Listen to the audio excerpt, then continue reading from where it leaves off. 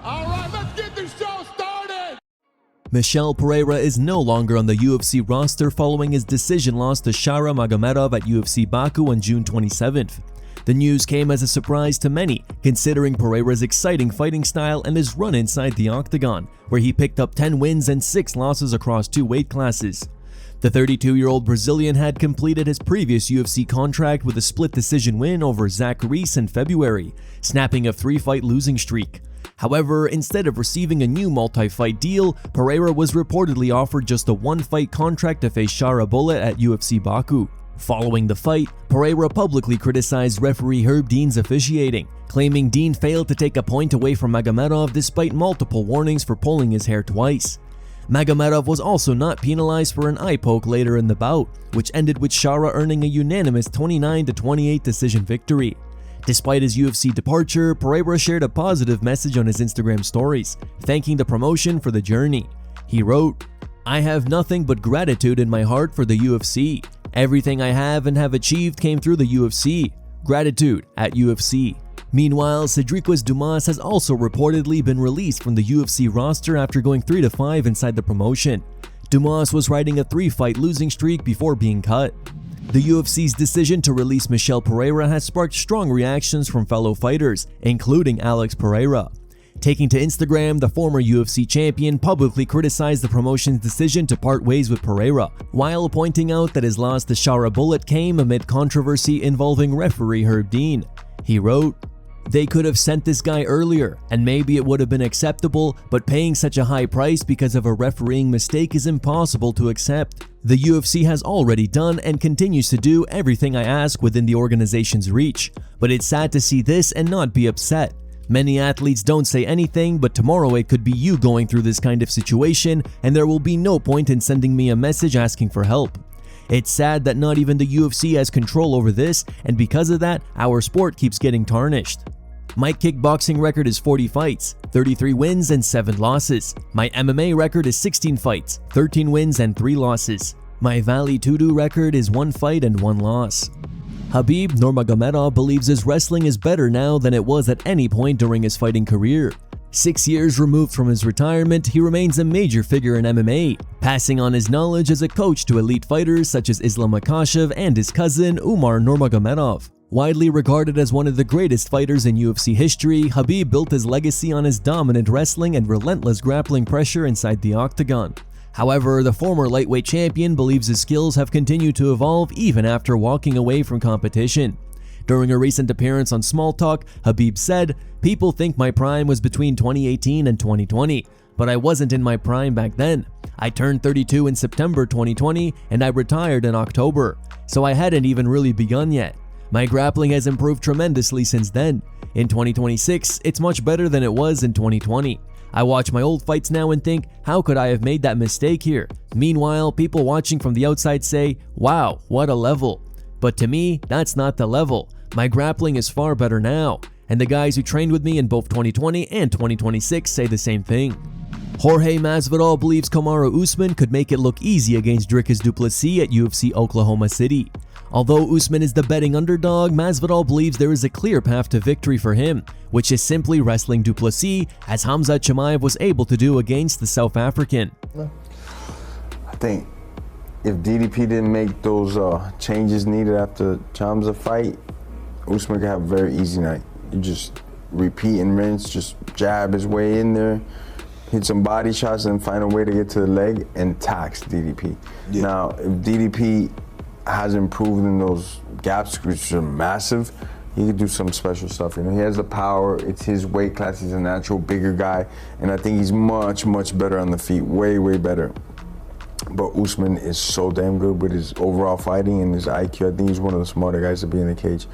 So if Du Plessis hasn't made those leaps and bounds in that grappling department, I see it's going to be a bad night for him. Kamaru Usman is not underestimating Dricus Du Plessis' wrestling abilities. Speaking in an interview with UFC on Paramount+, Usman explained that it may be difficult to replicate what Khamzat Chimaev did against Du Plessis and dominate him on the mat, because every fight presents a different challenge. Usman also highlighted Du Plessis' relentless fighting spirit, saying his will to compete is arguably his biggest weapon inside the octagon. No, I mean, to the untrained eye, everyone's like, okay, he's just going to replicate that, which, yes, it would make a lot of sense, but unfortunately, every fight's different, and I think that's the biggest thing with experience is you understand that every fight is different. Styles make fights. The way that he felt going in, the way that he felt in there with Khamzat Chimaev may not be the way that he feels with me. And so I've learned that over time. And so I just basically have to go in there and I have to make him feel what makes me special. Whether it's the grappling, whether it's the wrestling, or whether it's the striking. It's my duty and my job to go in there on Saturday and make him feel why I'm different than everyone that he's ever faced. For me personally, I think it's his will. And that's something that I actually pay a lot of attention to when you're fighting a guy, because a guy doesn't necessarily have to be the best striker, the best wrestler or grappler. His will is one of those last things to go. And if you can't take that from him, then anything could happen at any moment. But for me, that's an area where I specialize, is taking my time and taking most of my opponent's wills away. Sean Strickland is at it again. He shared a new video on his social media showing himself roasting two guys for carrying knives in public. Bro, I'm walking. I got a gun on me. This black man walking up behind me with a insane buck knife, dog. What's with the knife, dog? Hey, Are you a f***ing jihadist? What are we doing here, dude? Anyway. I have to. Alright, well, he had to get shot Knives are today. amazing. Oh, yeah. And then the knife guys, right? Bro, and then his boyfriend has a f***ing Hello Kitty knife, bro. Do you guys never plan on getting ever? What the f*** is wrong with you guys? Paddy Pimblett once again showed his love for food ahead of UFC 329. In a vlog filmed ahead of the event, Pimblett was seen enjoying Nutella in the locker room just hours before his fight against Benoit Saint-Denis.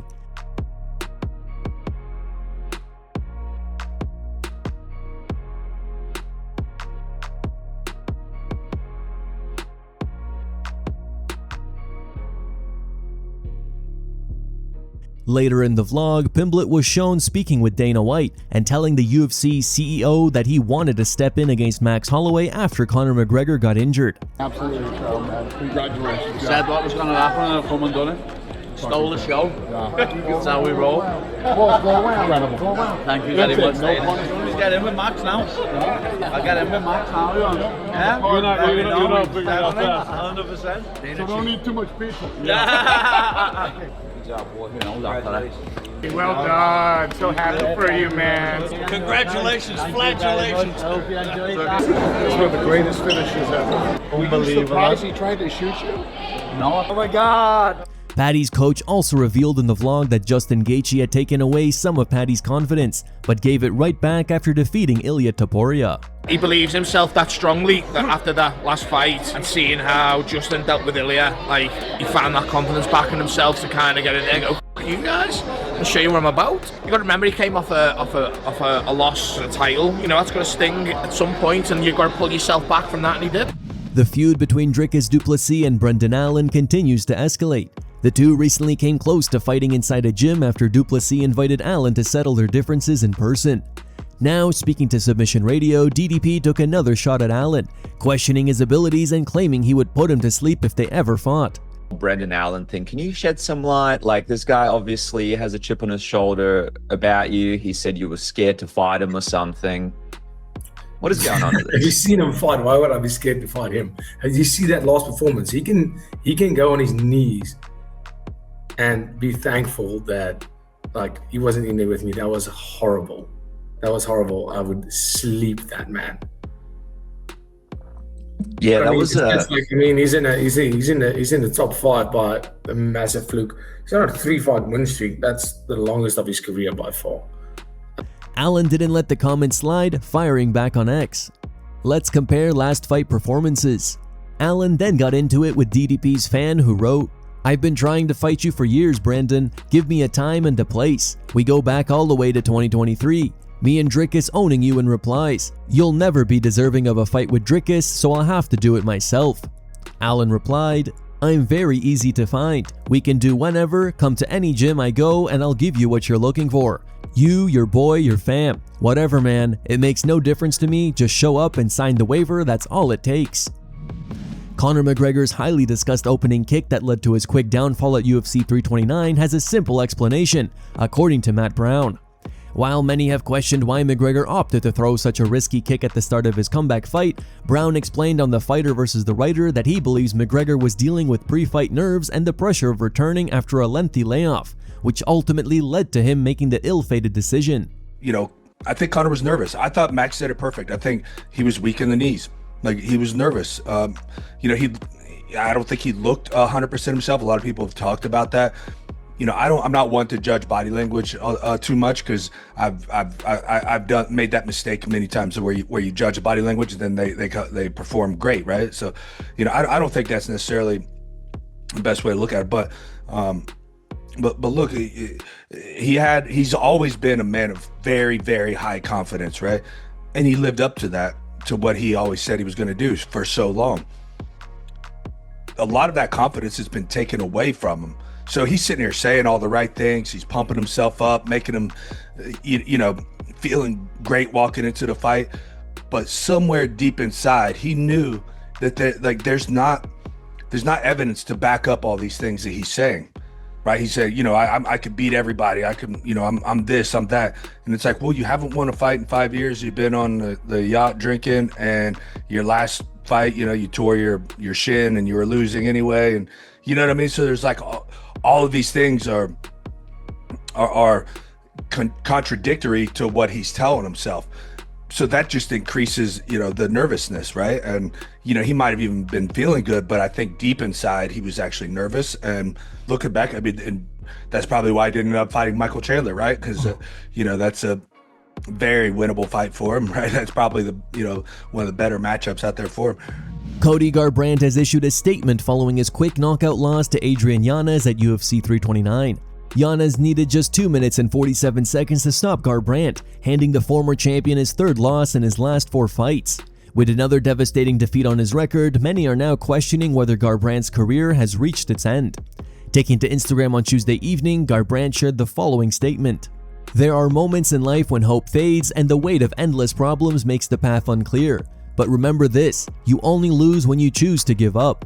Let your struggles be your fuel, not your downfall. Don't let this storm break you. Let it strengthen your will to rise and keep fighting. Conor McGregor appears to be in good spirits despite his disappointing loss at UFC 329. In his first video since the defeat, McGregor addressed his loss to Max Holloway for the first time on his 38th birthday. 8 years of age. Yes. Happy birthday to the mic. Happy birthday. We'll be back. It matches your outfit, you. We'll be back. Come on. Come on. In the name of the Father, the Son, and the Holy Spirit. Amen. We'll be back. Let's go. Let's go. I know.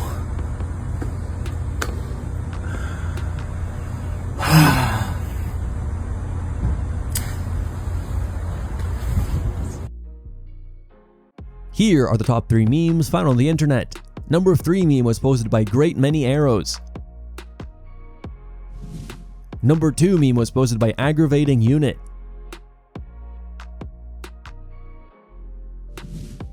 And number 1 meme was posted by MMA Joker.